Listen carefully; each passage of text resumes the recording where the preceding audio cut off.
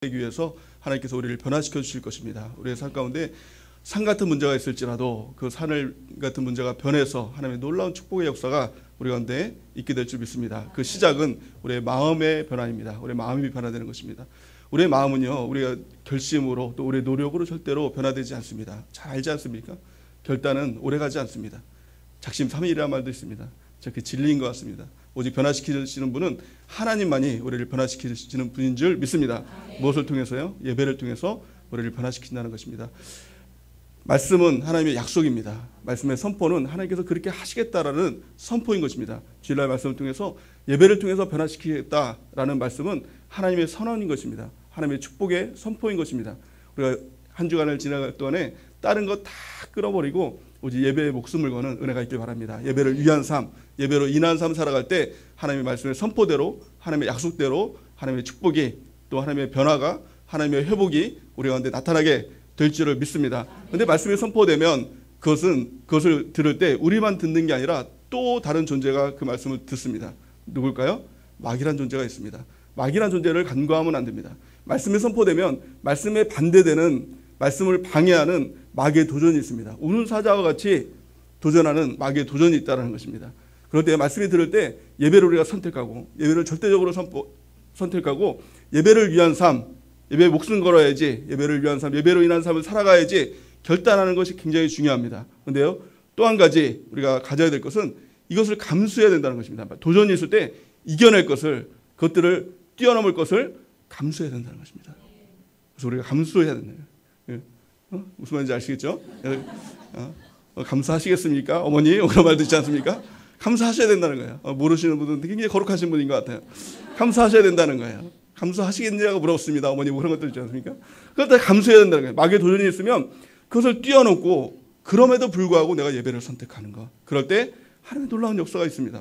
저는 예배를 통해서 하나님의 임재하심을 경험하고 하나님을 만난 경험들이 있습니다. 근데 가만히 되짚어 보면 시간이 남아서 또 여유가 돼서 갈만해서 나오는 예배 가운데는 물론 은혜도 받고 또 주님의 그 평강의 그런 축복도 받지만 그렇게 강력한 임재함을 경험했던 적이 없어요. 어려운 순간에, 그러니까 회사를 다닐 때도 막 부장님, 과장님, 너 왜 예배 나오냐 한바탕 하고만 이제 눈물 나는 그 순간에서만 이렇게 나올 때 정말 그 하나님의 그 임재하심을 경험하고, 또 아파 죽겠는데 그래도 예배 드려야지, 예배를 우선순위로 두고 나왔는데 그 가운데 하나님의 강력한 임재하심을 경험하고 그랬던 적들이 생각이 납니다. 여러분들 가운데도 많은 도전이 있었을 것입니다.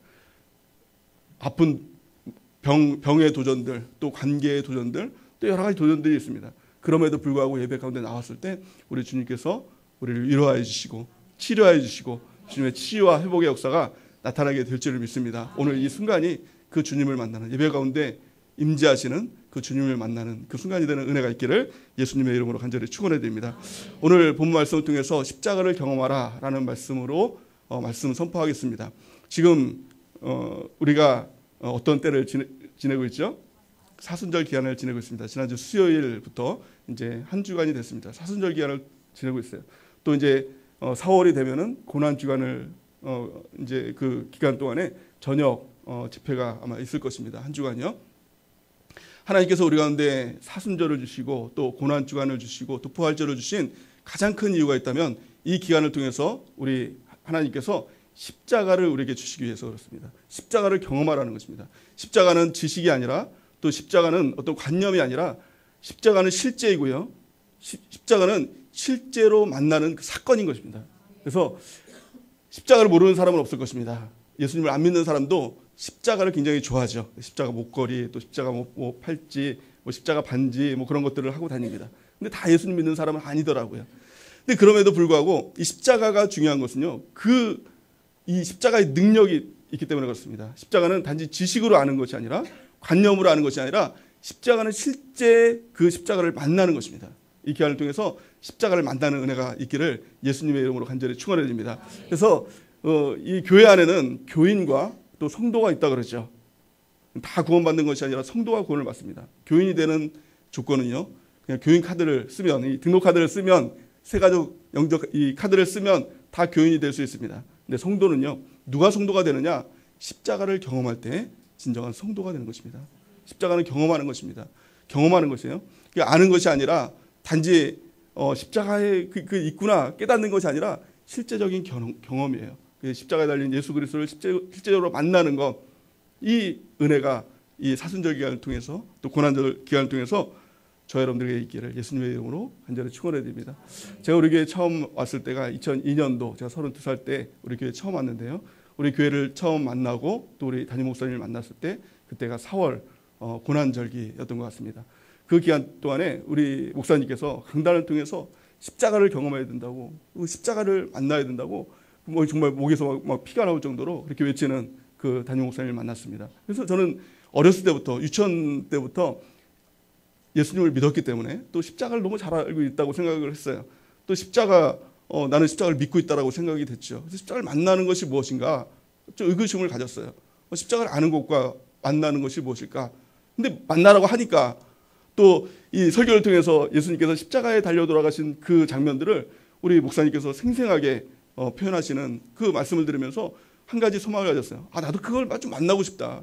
그 마음밖에 없었어요. 나도 그걸 한번 경험해보고 싶다.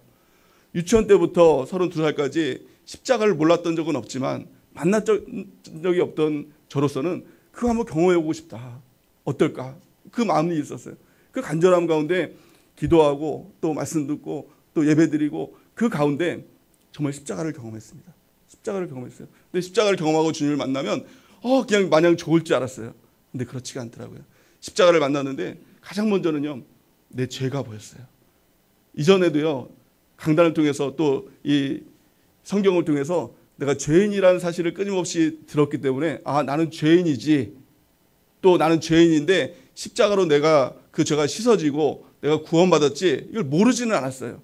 그런데요, 그 지식이 아니라 그 실제로 다가왔어요. 내가 죄인이라는 것이 실제로 다가왔어요. 근데 견딜 수가 없더라고요. 나 같은 죄인이 있나? 그 전까지는 내가 죄인입니다라고 해도 그래도 좀 다른 사람들보다 좀 괜찮지, 이런 마음이 없지 않아 있었거든요.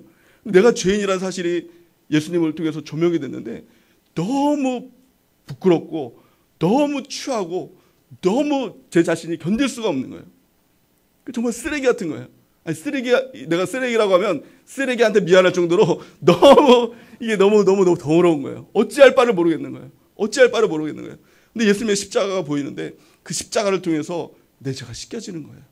예수님의 피가, 십자가를 통해서 흘려지는 그 예수님의 피가 나를 적시는 거예요. 그 피를 통해서 내가 깨끗하게 되는 거예요. 근데 그 예수님을 보면서 감사합니다, 이 대답이 안 나오는 겁니다. 뭐라고 제가 예수님을 통해서 오해하면서 고백했느냐면, 예수님 왜 그러십니까? 이렇게 했어요. 십자가의 사건은요, 이전까지는 2000년 전에 있었던 하나의 사건이었어요. 나를 구원하시기 위해서 2000년 전에 오셔서 십자가에 달려 돌아가시고 내가 그 예수님을 믿기만 하면 내가 구원받는 어떤 공식처럼 여겨졌었는데, 실제로 내 앞에서 예수님께서 죽으시는데 왜 죽으셨습니까가 아니라 왜 그러십니까? 이렇게 고백했어요. 왜 나 같은 이 죄인을 위해서, 나같이 이런 같은 쓰레기를 위해서 왜 그 고결한 피를 흘리십니까? 그 고백을 했어요. 몇 날 며칠 주님 앞에 오해를 하면서 그렇게 고백을 했어요. 왜 나를 위해서 십자가를 지십니까? 근데 그 답은요, 단 한 가지였어요. 내가 너를 사랑해서. 그 외의 답은 없었어요. 우리 주님께서 우리를 사랑하셔서 십자가를 주셨습니다. 우리 같은 쓰레기를 위해서, 우리 같이 정말 벌레만도 못한 우리를 위해서 그 고결한 피, 하나님의 피를 다 씻어주시고 그 피를 우리에게 뿌려주셨습니다. 이것은요, 지식으로 깨달아질 수 없습니다. 그 주님을 만나는 순간, 그 십자가를 경험하는 순간 우리가 그것들이 깨달아집니다. 그리고 나서요, 우리 신앙이 바뀌어집니다. 누구라도 신앙생활할 때 처음부터 내가 하나님을 위해서 살아야지 라고 아마 신앙생활한 분들은 아마 아무도 없을 것입니다. 그런 분들 계십니까? 내가 처음부터 내가 주를 위해서 목숨을 바치겠습니다 라고 등록카드 쓰고 예수님 믿고 그런 분들은 아마 한 분도 없을 거예요. 누구나 사람이라는 존재는 다 자기를 위해서 살아가지 않습니까? 다 자기를 위해서 살아갑니다. 예수님을 믿는 것조차도 제 자신은 그랬어요. 내 교회를 나오는 것도 무엇인가 좀 잘 살아보기 위해서, 뭐 잘 되기 위해서, 좀 행복하게 살기 위해서 예수님을 믿었어요. 예배 드리는 것도 정말 예배 나와서 무엇인가 평강도 얻고 또 하나님께서 복을 주신다고 하는데 그 복도 좀 얻어봐야지. 그러고 나서 예배도 나오고 기도도 하고 평생 이 32년간의 삶 동안에 한 번도 예수님을 위한 이 신앙생활이 아니라 다 나만을 위한 신앙생활을 살았어요. 근데 십자가를 만나는 순간 더 이상의 무엇인가를 요구하지 못했습니다. 이전에는요, 기도하면요, 참 오래 기도하기도 했습니다. 근데 기도하는 것이 다 뭐 달라는 기도였어요. 하나님 평강도 주시고요, 물질의 복도 주시고요, 또 우리 가족도 행복하게 해주시고요, 무엇인가 다 달라는 기도밖에 없었어요. 근데 십자가 앞에서 그 주님을 보면서 단 한마디도 뭐 주세요, 이런 기도가 안 나오더라고요. 이런 기도가 안 나오는, 그냥 눈물만 나오는 거예요. 눈물만 나오는 거예요. 몇 날 동안 계속 울고 나서 그 주님 앞에 딱 한마디 고백했습니다. 하나님, 이제는 더 이상 나를 위해 살지 않겠습니다. 십자가의 주님을 위해서 살겠습니다. 하나님, 내 목숨도 나의 모든 것도 다 주님께 드리겠습니다. 이런 고백을 했습니다. 십자가를 만나면 나를 위한 기도가 안 나와요. 십자가를 만나는 순간 이제는 나를 위한 삶이 아니라 주님을 위한 삶을 살겠다라고 고백을 합니다. 물론 그런 삶을 사느냐 안 사느냐 이건 둘째입니다. 근데 누구라도 그 고백을 하는 것, 이것이 바로 십자가를 만나는 사람만이 이런 고백을 할 수 있다는 것입니다. 아마 우리 신앙생활 하면서 여러 가지 문제를 가지고 있으신 분들이 있습니다. 그렇죠? 물질의 문제를 가지고 주님 앞에 나오는 분도 있고, 건강의 문제를 가지고 주님 앞에 나오는 분도 있고, 여러 가지 삶의 문제, 관계의 문제를 가지고 주님 앞에 구하는 분들도 있을 것입니다. 근데 십자가 앞에 서면요, 문제가요 아무것도 아니에요. 그 문제가 다 녹아집니다. 문제가 해결된다는 것이 아니라 내 마음으로부터 그것이 중요하지 않다는 것입니다. 오직 십자가만 보입니다. 오직 예수님만 보입니다. 근데 그러면 되는 겁니다. 우리가 고백하지 않습니까? 예수님으로 충분합니다. 예수님으로 만족합니다. 이런 고백을 합니다. 그럼에도 불구하고 자꾸 다른 것이 있지 않습니까? 근데 십자가를 발견하면 우리가 의도적인 그런 고백이 아니라 그 고백이 나오게 된다는 것입니다. 우리가 이 사순절 기간을 통해서, 특별히 이 고난절 또 이 기간을 통해서 우리 십자가를 만나는, 십자가를 경험하는 은혜가 있기를 예수님의 이름으로 간절히 축원해 드립니다. 바울은요, 이 십자가를 만난 다음에 이런 고백을 했습니다. 고린도전서 2장 2절 보니까 내가 너희 중에 예수 그리스도와 그가 십자가에 못 박히신 것 외에는 아무것도 알지 아니하기로 작정하였습니다. 오직 예수님만 보였다는 거예요. 오직 십자가만 보였다는 거예요. 그것밖에 알지 않기로 작정하였다는 것입니다. 십자가를 만난 사람, 이것은 십자가만이 능력되는 그런 삶을 살아가게 된다는 것입니다. 오직 십자가, 십자가의 능력으로 저 여러분들이 살아가는 은혜가 있길 바랍니다. 또 갈라디아서 6장 14절 우리 같이 한번 읽어보겠습니다. 시작. 그러나 내게는 우리 주 예수 그리스도의 십자가 외에 결코 자랑할 것이 없으니 그리스도로 말미암아 세상이 나를 대하여 십자가에 못 박히고 내가 또한 세상을 대하여 그러하니라. 아멘. 이 바울의 고백이 뭐예요? 십자가 외에 결코 자랑할 것이 없다, 이렇게 고백합니다. 바울은요, 자랑할 것이 많았던 사람이었어요. 참 많은 조건들을 가지고 있었던 사람이죠. 근데 십자가를 발견하고 났더니 십자가 외에는 자랑할 것이 없다. 십자가 외에는 자랑할 것이 없다. 이 십자가를 만나면 이 고백이 됩니다. 저 여러분들이 정말 십자가만 보이는 주의 백성 되길 바랍니다. 십자가를 경험했다면, 십자가를 경험하는 사건은 그냥 일상적인 지식으로 깨달아지는 사건이 아니에요. 정말 충격적인 사건이에요. 정말 내가 주님 앞에 결단하는, 완전히 새로워지는 시간입니다. 그런 경험이 없다면 십자가를 만나야 됩니다. 십자가의 주님을 경험해야 됩니다. 그런 은혜가 있길 바랍니다. 그 십자가의 예수님을 경험했다면, 그 주님을 만났다면 이제는 우리가 스스로를 점검해 봐야 됩니다. 나의 신앙이 십자가 중심으로 지금까지 있는가라는 것입니다. 만약에 그 십자가의 신앙이 변질되었다면, 십자가보다 더 중요한 것들이 자꾸 생겨났다면 다시 십자가로 돌아가는 것, 이것이 우리에게 필요한 줄 믿습니다. 신앙의 타락이 무엇입니까? 신앙의 침체가 무엇입니까?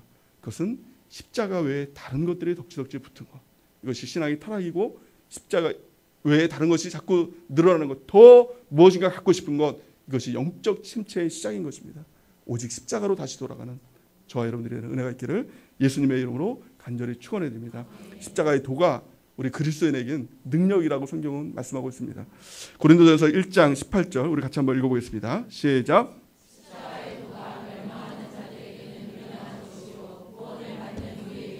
하나님의 능력이라. 아멘. 십자가는 2000년 전의 사건이죠.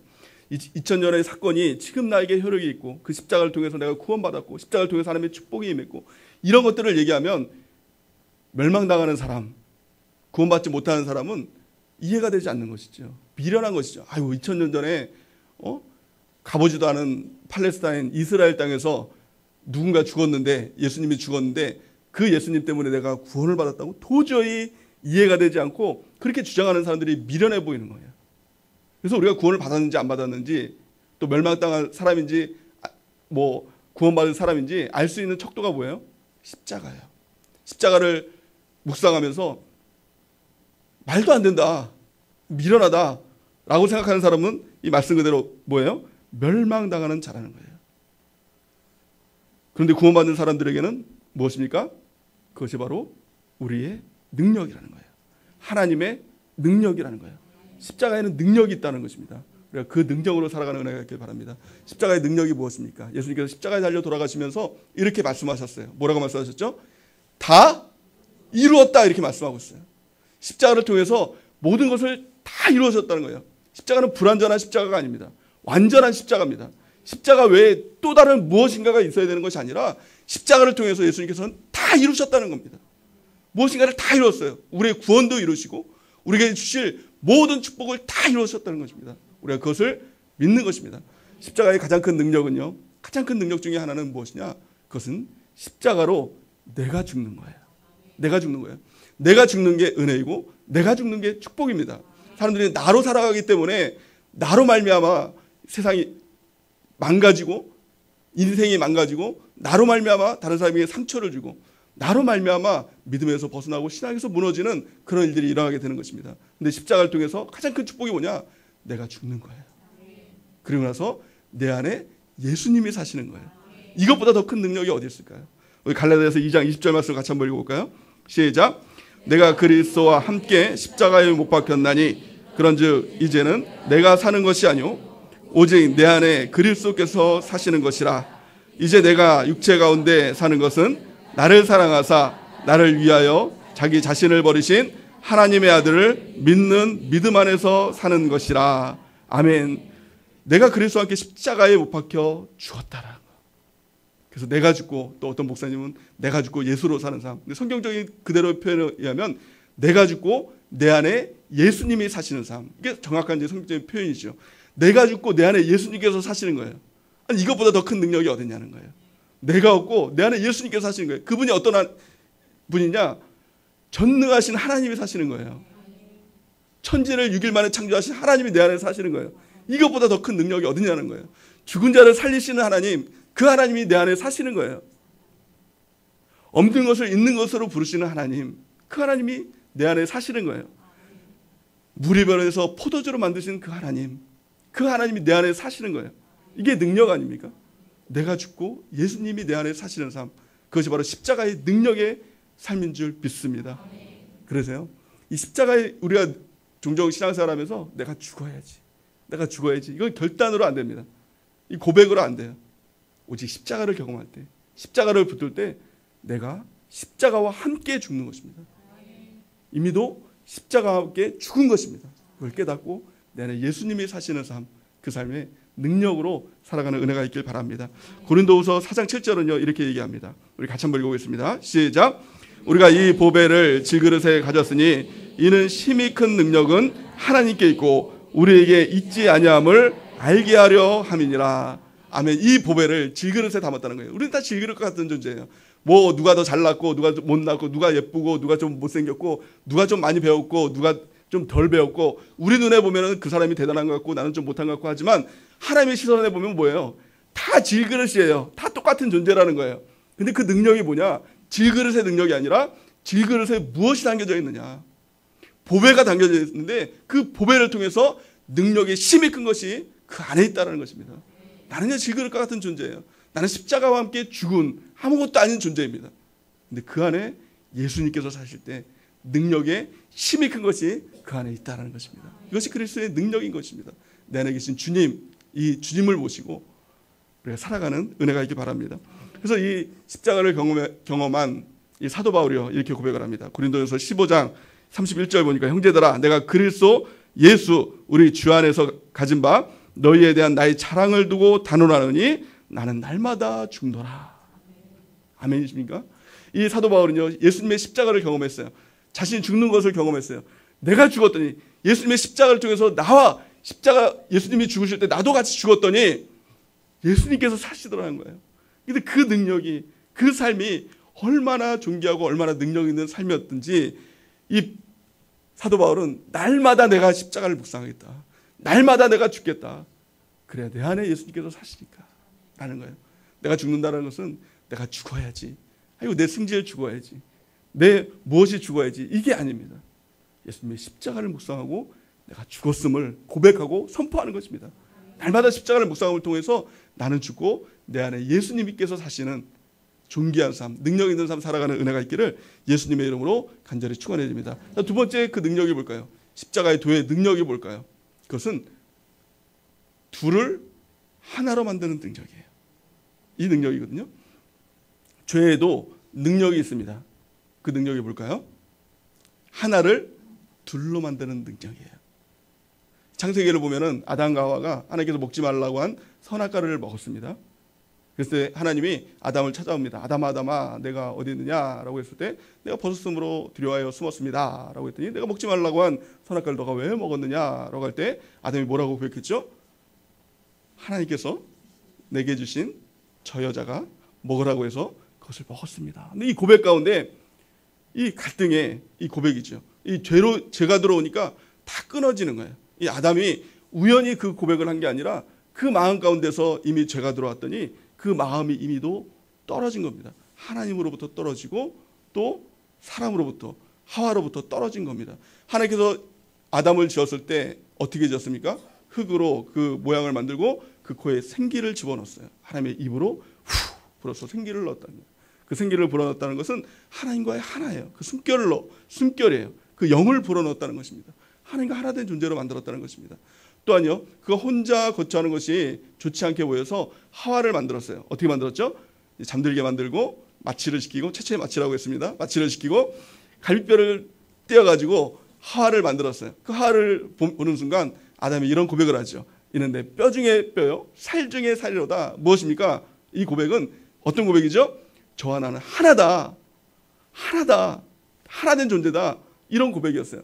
하나님께서 하나로 만드셨어요. 하나님과 우리를 하나로 만들고 또 부부를 하나로 만들었어요. 사람을 하나로 만들었어요. 근데 죄가 들어오는 순간 끊어지는 거예요. 하나님을 향해서 원망합니다. 하나님께서 저 여자 나에게 주셔서 저 여자가 나를 먹게 했습니다. 또 그 여자를 향해서는 뭡니까? 원망이죠. 죄가 들어오면 항상 원망하고 불평하는 거예요. 원망 불평이, 이것이 하나님의 진노가 임하는 것이 무엇입니까? 그것은 분리이기 때문에 그래요. 하나를 둘로 만드는 것, 이것이 마귀의 역사거든요. 분열하고 분리하고 미워하고 찢어지게 만들고 질투하고, 이 모든 것이 다 마귀의 역사, 이 죄의 역사인 것입니다. 그로 인해서 생겨난 것이 뭐예요? 하나님과의 단절이었죠. 또 사람과의 단절이었죠. 또 하나님께서 주신 자연, 이걸 다 누리고 그거 하나가 되라. 누가 그 가운데 이름을 주고 그 명령함을 통하여서 그 가운데 이름을 부여해라. 하나가 되라라고 줬는데 이제는 자연이 사람을 공격하는 거예요. 막 폭우로, 홍수로, 또 기근으로, 막 이렇게 그런 거로, 또 미세먼지로, 초미세먼지로 공격하는 게 다 이게 뭐예요? 죄의 결과죠. 물론 사람이 만들어낸 그런 욕심의 결과이기도 하지만 이 모든 것이 다 죄의 결과예요. 또 부부와의 관계도 완전히 다 끝났죠. 그래서 이 성경을 보면 둘이 한 몸을 이룰지라, 그래서 결혼을 만들었어요. 둘이 하나를 이뤄라라고 해요. 근데 어떻습니까? 이 평생 왼수가 바로 이 남편, 평생 왼수가 이 부인 아닙니까? 서로 미워하는 관계예요. 이건 우연의 관계가 아니라 죄로 인한 관계라는 거예요. 가장 미워하는 사람이 남편이고, 가장 미워하는 사람이 부인이고, 또 자녀와 가족을 이루어 하나를 이루라 만들었는데 자녀 때문에 속 썩고 자녀를 미워하는 일들, 이 모든 것이 다 죄의 결과라는 것입니다. 근데 십자가를 통해서 예수님께서 십자가에 달려 돌아가셨습니다. 이 죄의 문제를 해결하셨습니다. 마귀의 정수리를 발로 밟으셨습니다. 그러고 나서 이루신 것이 무엇입니까? 둘로 하나를 이루었다고 성경 말씀하고 있는 것입니다. 에베소서 2장 12절 우리 같이 한번 읽어볼까요? 시작. 그때 너희는 그리스도 밖에 있었고 이스라엘 나라 밖의 사람이라. 약속의 언약들에 대하여는 외인이요. 아멘. 그때 이렇게 말씀하고 있습니다. 그때가 언제입니까? 그때는 십자가 이전이라는 거예요. 십자가 이전에는 너희는 그리스도 밖에 있었고 이스라엘 나라 밖의 사람이라. 약속의 언약에 대하여 외인이요 세상에서 소망도 없고 하나님도 없는 자이더니, 이렇게 말씀하고 있어요. 이것이 우리의 모습이라는 거예요. 그리고 우리의 실체라는 거예요. 십자가가 없는, 하나님이 없는 우리의 실체 무엇입니까? 그리스도 밖에 있었고 외인에다가 약속의 언약에 대해서는 외인이고 세상에서 소망이 없는 존재, 이것이 바로 우리의 모습이었다는 것입니다. 근데 13절 보니까 이제는 이렇게 말씀하고 있어요. 이제는 이 언제입니까? 예수님의 십자가의 사건 이후에. 뭐라고 말씀하고 있죠? 같이 한번 읽어보겠습니다. 13절 시작. 이제는 전에 멀리 있던 너희가 그리스도 예수 안에서 그리스도의 피로 가까워졌느니라. 아멘. 죄로 인해서 다 멀어졌어요. 부인과 남편이 멀어지고 사람과 사람이 멀어지고 사람과 사람과의 갈등으로 다 멀어진 찢어진 존재가 무엇을 통해서? 그리스도의 피로 가까워졌다는 것입니다. 14절 말씀에 보니까 그는 우리의 화평이신지라 둘로 하나를 만드사 원수된 것 곧 중간에 막힌 담을 자기의 육체로 허시고 이렇게 말씀하고 있어요. 마귀는 죄를 통해서 다 담을 쳐놨습니다. 사람과 사람과의 담, 하나님과 사람과의 담을 쳐놨어요. 근데 예수님께서 육체로 이것을 허셨다. 이것이 바로 십자가의 사건이라고 이렇게 말씀하고 있는 것입니다. 16절 말씀에 보니까 또 십자가로 이 둘을 한 몸으로 하나님과 화목하게 하려 하심이라. 원수된 것을 십자가로 소멸하시고 이렇게 말씀하고 있어요. 이것이 십자가의 역사인 것입니다. 하나님과 멀어졌던 이 사이가 십자가로 다시 막힌 다음에 허물어지고 하나님과 하나가 된 존재가 되었다는 것입니다. 또 18절 말씀 우리 같이 한번 읽어볼까요? 시작. 이는 그로 말미암아 우리 둘이 한 성령 안에서 아버지께 나아감을 얻게 하려 하심이라. 아멘. 이건 십자가의 은혜이고 십자가의 능력인 것입니다. 하나됨으로, 성령이 하나되게 하심으로 주님 앞에 나가는 것, 이것이 바로 하나님의 능력이시죠. 이 하나됨이 무엇입니까? 하나님이 무엇이죠? 하나님과 우리가 하나됨, 또 우리 사람과 사람과의 하나됨, 이것이 무엇입니까? 무엇이죠? 무엇입니까? 잘 알 것 같은데, 잘 알 것 같은데, 이것이 바로 무엇이냐? 이것이 바로 교회라는 거예요. 십자가의 능력이 뭐냐? 교회의 능력이라는 거예요. 에베소 말씀에 보니까 교회는 그의 몸이다라는 거예요. 하나님과 우리와의 하나됨, 하나됨은 그냥 같이 우리끼리 하나됨이 아니라 한 몸이 되었다는 거예요. 떨어질래 떨어질 수 없는 존재가 됐다는 거예요. 마찬가지로 지체와 지체, 원수되었는데, 죄로 인해서 원수돼서 다 끊어졌는데 십자가로 다 모아서 한 몸을 이루어졌다는 거예요. 또 여기서 1장 23절 보면 뭐라고 말씀하고 있죠? 교회는 그의 몸이니 만물 안에서 만물을 충만하게 하시는 이의 충만함이니라. 그 안에 하나님과 우리와의 하나됨을 통하여서, 또 인간과 인간과의 하나됨을 통하여서, 교회됨을 통하여서 만물을 충만하게 하시는 충만함이, 역사가, 능력이 나타나게 된다는 거예요. 이것이 바로 교회의 능력이고 십자가를 통한 교회의 능력인 줄 믿습니다. 교회는 능력이 있는 거예요. 하나님의 능력이 있는 것입니다.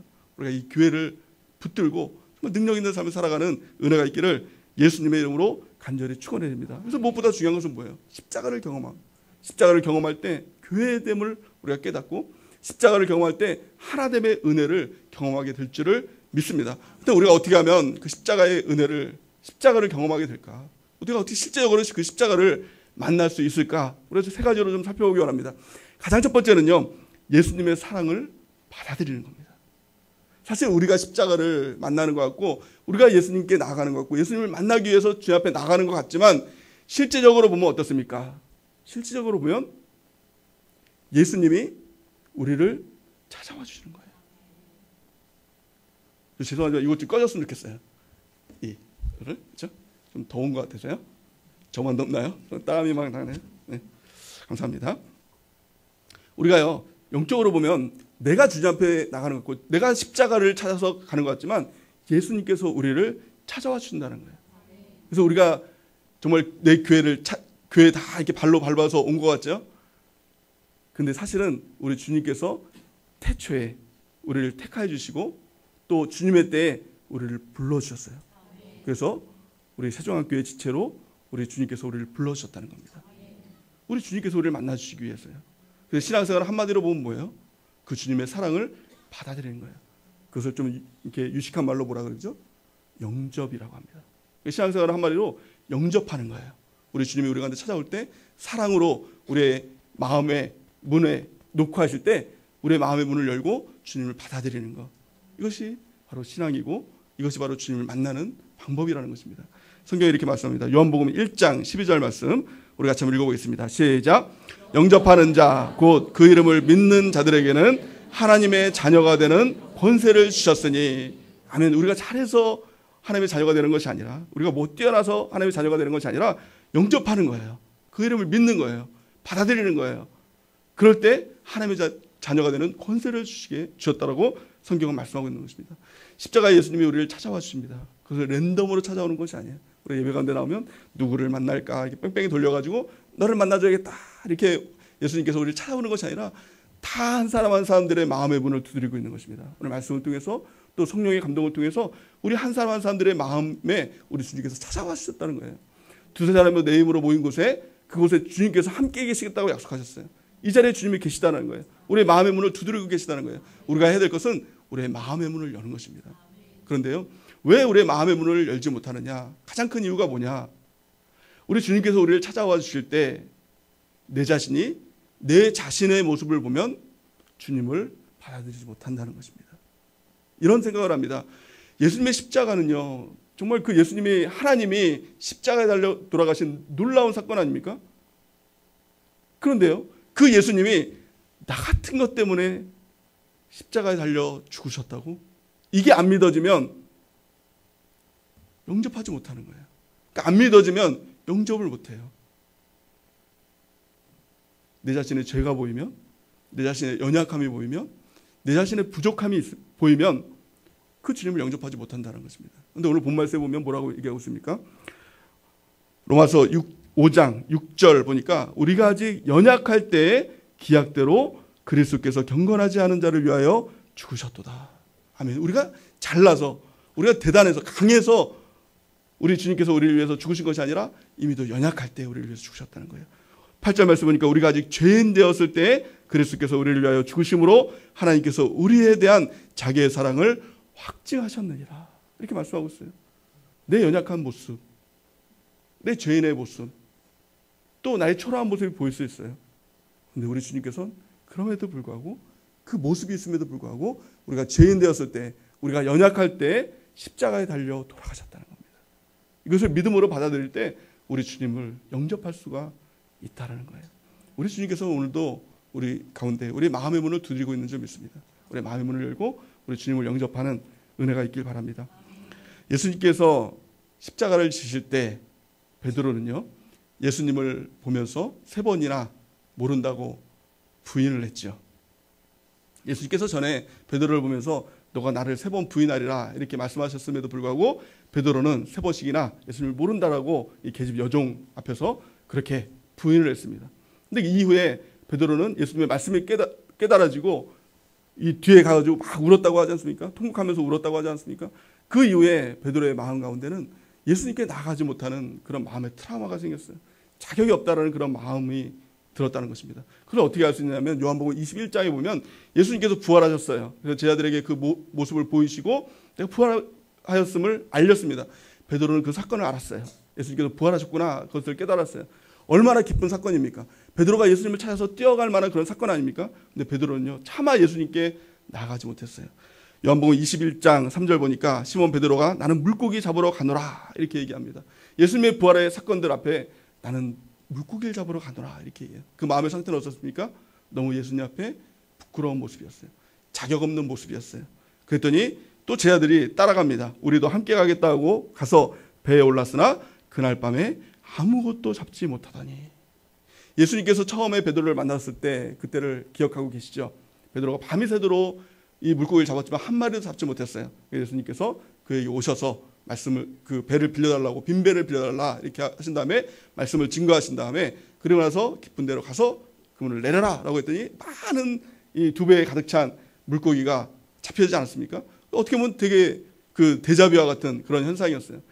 이 베드로는 밤새도록 그물을 내렸는데 한 마리도 잡지 못했습니다. 그런데요, 아니나 다를까 예수님께서 그 가운데 찾아오시죠. 요한복음 21장 4절에서 6절 보니까 날이 새어갈 때 예수께서 바닷가에 서셨으나 제자들이 예수이신 줄 알지 못하는지라. 예수인 줄 알지 못했어요. 5절 보니까 예수께서 이르시되 얘들아 너에게 고기가 있느냐 대답하되 없나이다. 예수님께서 물어보니까 없다라고 이렇게 하죠. 6절 보니까 이르시되 그물을 배 오른편에 던지라 그리하면 잡으리라 하니 이에 던졌더니 물고기가 많아 그물을 들 수 없더라. 제자들은 예수님이 예수님인 줄 몰랐어요. 근데 그 사람이 그물을 오른편에 던지라 라고 했더니 그물을 던졌어요. 이 사건을 보면서 야, 제자들은 이 순종이 훈련된 사람이었구나 이런 것들이 깨달아져요. 아니 예수님이 아니라 이 모르는 사람이 그물을 던지라고 하는데 그물을 던진 거예요. 근데 그 놀랍게도 그물에 배가 가득 들어서 들 수 없었어요. 근데 요한복음 21장 7절을 보니까 예수께서 사랑하시는 그 제자가 베드로에게 말을 했습니다. 예수께서 사랑하시는 그 제자가 누구죠? 바로 요한이에요. 요한이 누구죠? 요한복음을 쓴 사람이에요. 근데 자기가 자기를 보면서 예수께서 사랑하시는 그 제자가, 이걸 보면서 야, 자복이 심한 사람이었구나 이런 생각도 듭니다. 여하튼간에 베드로에게 이르되 주님이시라. 그러니까 시몬 베드로가 벗고 있다가 주님이시라는 말씀을 들으면서 그 옷을 입고 나서 물속으로 뛰어들어가서 예수님을 만나기 위해서 헤엄쳐서 예수님께 나옵니다. 예수님을 향한 그 사랑이 보이죠. 예수님께 나갈 자격은 안 되지만 예수님을 사랑하는 그 마음을 읽을 수가 있습니다. 21절에서 21장 9절 보니까 육지에 올라보니 숯불이 있는데 그 위에 생선이 놓여 있고 떡도 있더라. 예수님께서는 그 제자들을 위해서 생선을 구워 놓으시고 떡을 굽고 계셨어요. 우리 주님께서 우리를 찾아오실 때 많은 목적을 가지고 우리를 찾아오실 수도 있습니다. 그러니까 부활하시고 아마 오셔서 하실 말씀이 있으니까 찾아오셨을 수도 있죠. 근데 중요한 것은요, 우리 주님께서 가장 우리를 만나기 위한 가장 큰 목적은요, 우리를 필요를 채워주시기 위해서요. 그 제자들이 밤새도록 그물을 내리고 얼마나 피곤했을까, 얼마나 배고팠을까, 그 마음이 예수님의 마음이었다는 거예요. 우리 주님께서 우리를 찾아오시면 우리는 종종 이렇게 생각할 수 있습니다. 예수님께서 말씀을 증거하시면 예배 잘 드려라, 봉사해라, 전도해라, 신앙생활 똑바로 해라 이렇게 얘기하실 줄 알지만 그건 예수님의 성품이 아니에요. 우리의 필요를 채워주시는 분이에요. 배고픈 사람에게 먹을 것을 주시고 병든 자를 치료해 주시고 또 마음이 아픈 자에게 위로를 주시고 상처를 치료해 주시고 우리의 필요를 채워주시는 분이 우리 주님이신 줄 믿습니다. 요한복음 21장 11절 보니까 시몬 베드로가 올라가서 그물을 육지에서 끌어올리니 가득히 찬 큰 물고기가 153마리라 이같이 많으나 그물이 찢어지지 아니하였더라. 이것은 우연의 사건이 아니라 하나님의 역사였음을 보여주고 있죠. 그물이 가득했어요. 그물이 가득했는데 찢어지지 않았다는 거예요. 이 그물이 지금처럼 나일론 그물이 아니라 무명 그물이었어요. 그러니까 반드시 찢어질 수밖에 없는 그 상황에서도 찢어지지 않는 거예요. 하나님의 역사이죠. 이걸 보면은 이 베드로는 예수님을 만나는데 이걸 쓴 이제 요한은요, 그 와중에 그 긴박한 와중에 뭘 하고 있었죠? 물고기를 세고 있었어요. 지가 얘기할 때는 예수님이 가장 사랑한다고 얘기하면서 자기 관심을 하면 물고기에 있었던 것 같아요. 물고기를 하나 둘 셋 세어봤더니 몇 마리였습니까? 153마리였어요. 그래서 뭐가 나왔죠? 모나미 불펜이 나왔어요. 일부러 가졌습니다. 153마리 이 모나미 불펜이 나왔어요. 근데 하나님의 기적이 일어났죠. 근데 그 와중에도 베드로의 마음은 어땠을까요? 조마조마했습니다. 자기가 지은 죄가 있으면 너무 조마조마한 거예요. 예수님께서 이제 무엇을 말씀하실까? 자기를 책망하지는 않을까? 호인하지 않을까라는 그 마음이 있었을 것입니다. 요한복음 21장 15절에서 17절 말씀 보니까 그들이 조밥 먹은 후에 예수께서 시몬 베드로에게 이르시되, 시몬 베드로에게 드디어 말씀을 하십니다. 여러분 같으면 뭐라고 이야기를 하겠어요? 저 같으면 너 왜 그랬냐? 나 십자가 질 때 너 왜 그랬냐? 그렇게 물어봤을 것 같아요. 내가 다 보고 있었거든. 왜 그랬냐? 너 그랬냐 안 그랬냐? 내가 그런다고 했냐 안 그랬냐? 내가 분명히 얘기했는데 너 왜 그랬냐? 이렇게 물어보셨을 것 같아요. 저였다면요? 그때 이렇게 물어봤을 거예요. 너 회개했냐 안 했냐? 이런 것도 물어봤을 거예요. 너 회개해야 산다? 이렇게 아마 물어봤을 거예요. 근데 예수님께서는요, 전혀 이런 반응을 안 하셨어요. 뭘 물어보셨죠? 15절, 우리 같이 한번 읽어볼까요? 15절, 시작. 그들이 조밥 먹은 후에 예수께서 시몬 베드로에게 이르시되, 요한의 아들 시몬아, 내가 이 사람들보다 나를 더 사랑하느냐 하시니 이르되, 주님 그러하나이다. 내가 주님을 사랑하는 줄 주님께서 아시나이다. 이르시되 내 어린 양을 먹이라 하시고. 아멘. 베드로는 자격이 없다고 생각했습니다. 너무나 부끄러운 모습이었어요. 예수님께서 분명히 3번 나를 모른다 하리라 말씀하셨음에도 불구하고 자기는 그것을 잊어버리고 3번 예수님을 모른다라고 부인을 했습니다. 예수님께서 십자가를 지시는 그 사건들 앞에서 얼마나 부끄러웠습니까? 근데 그 예수님은 베드로에게 그것을 묻지 않으셨어요. 너가 나를 사랑하니? 이걸 물어보셨어요. 동일하게 예수님께서 지금 이 자리에 우리를 만나주신다면 무엇을 물어보실까요? 그때 너 왜 죄를 그렇게 지었니? 너 회개했니? 너 왜 그 죄 알면서 그 죄를 지었니? 이걸 물어보지 않으십니다. 단 한 가지를 물어보세요. 너 나 사랑하니? 이거 물어보세요. 십자가의 주님을 만나보면 우리 주님은요, 이것을 물어보세요. 너의 죄가 왜 그렇게 더럽냐? 이렇게 말씀하지 않고 너 나를 사랑하니? 이거 하나 물어보신다는 겁니다. 예수님께서는 베드로에게 너 나 사랑하느냐 이렇게 물어볼 때 아가페 신의 사랑에 대해서 물어보셨어요. 근데 베드로는요, 너무 자격이 없는 거예요. 이 아가페의 사랑에 대해서 너무 자격이 없다라고 생각이 됐어요. 그래서 고백했던 게 무엇이죠? 필레오. 사람이 할 수 있는 사랑, 그 사랑을 내가 주님께 드립니다. 필레오의 대답을 합니다. 그럼에도 불구하고 그 작은 사랑이거든요. 주님께서 원하시는 많은 그런 사랑은 아니었어요. 그런데 예수님께서는 그 사랑의 고백을 들으시고 내 양을 먹이라 이렇게 얘기합니다. 또 물어보십니다. 두 번째 이르되, 아마 두 번째 물어보실 때 이 베드로는 올 것이 왔구나, 이제는 십자가의 사건들 앞에서 물어보시겠구나, 그 생각으로 뜨끔했을 거예요. 근데 뭐라고 얘기합니까? 16절 말씀 같이 한번 읽어볼까요? 시작.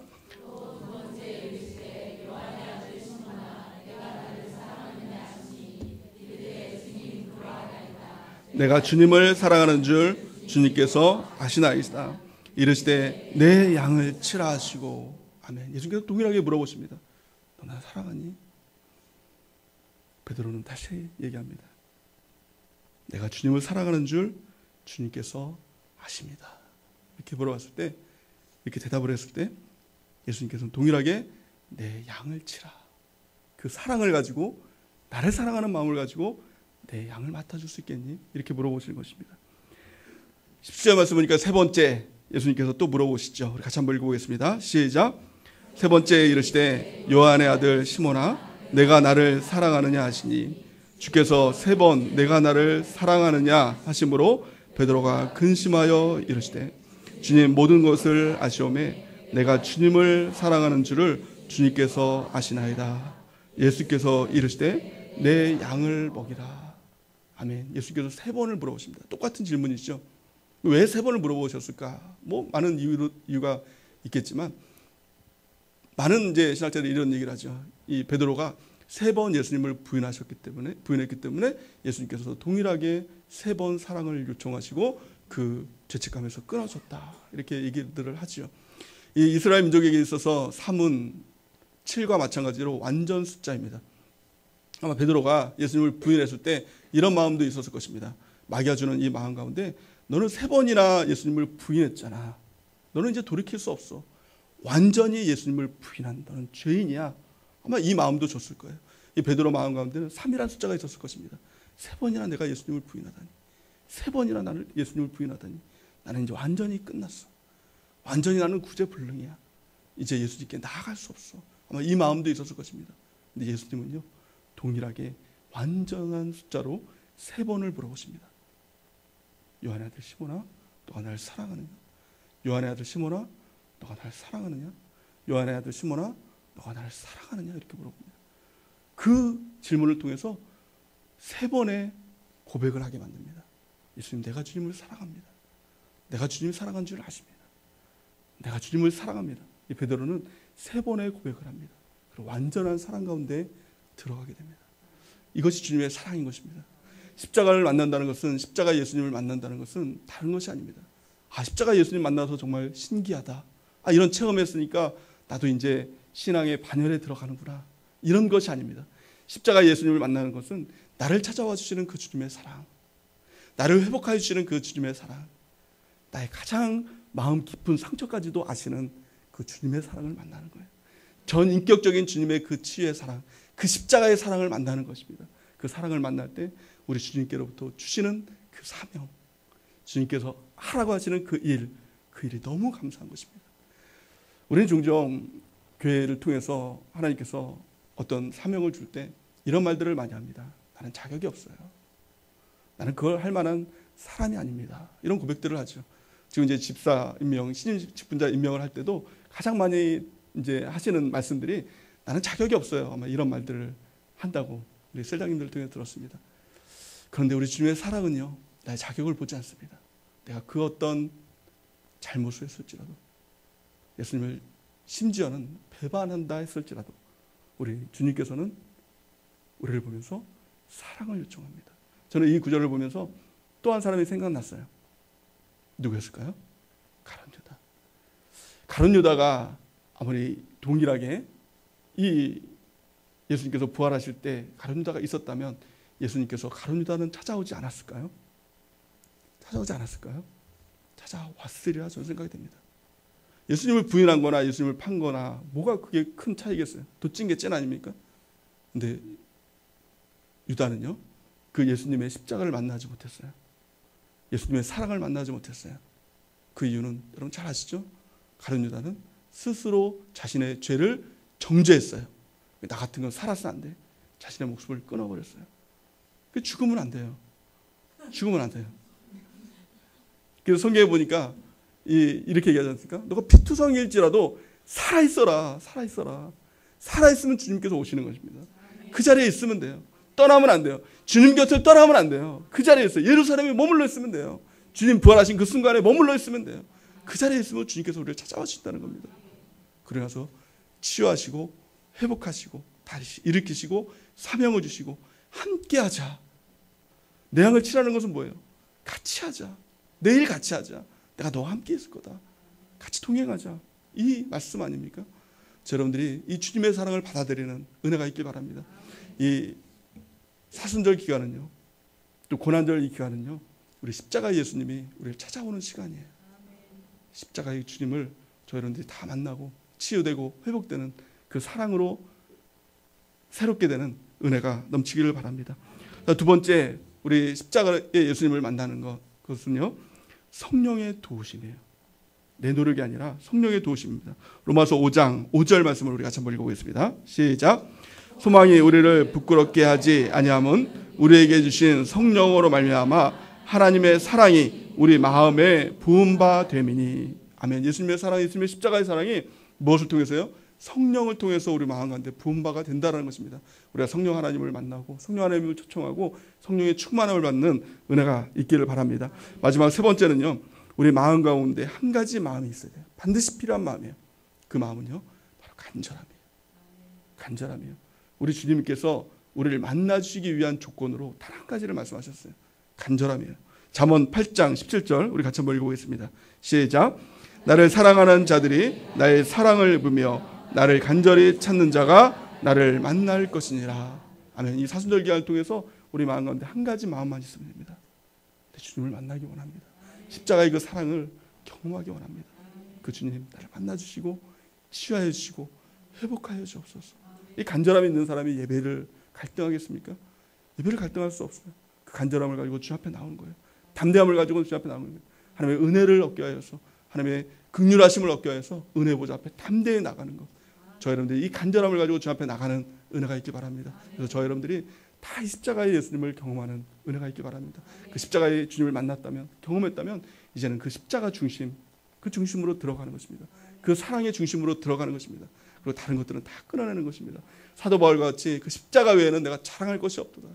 이 고백이 저 여러분들에게 고백이 되는 은혜가 있기를 예수님의 이름으로 간절히 축원해 드립니다.